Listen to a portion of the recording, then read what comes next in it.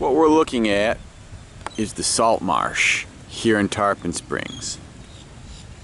So the low marsh is the front of the marsh, and the high marsh is the rear of the marsh, and the salt marshes tend to be zoned. There's two major types of salt marsh cordgrass. It would be Spartina alterniflora, and this is the tall Spartina here. And then in the back of it, you got Spartina potens, which is the it's called marsh hay.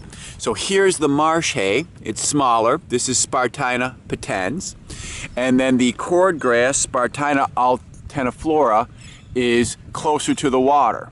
Now here, of course, you can see where succession is starting to take place because there's some mangroves growing in the salt marsh.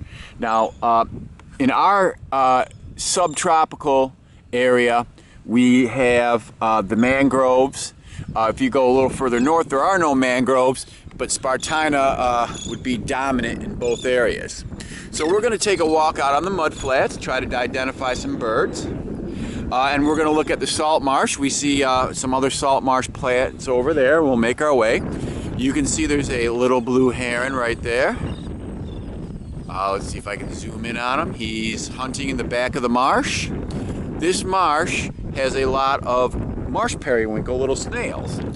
The other day during high tide, the snails all came up and they were sitting on the seagrass or on the cordgrass.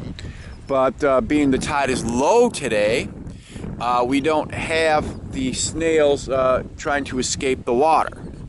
But this place is loaded with a small snail called the periwinkle.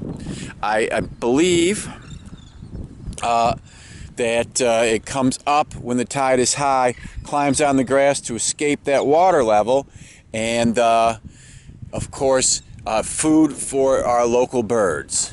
So we're going to take a walk over and look at some of the other salt marsh plants, and then go down to the mud flats and look at some of the birds.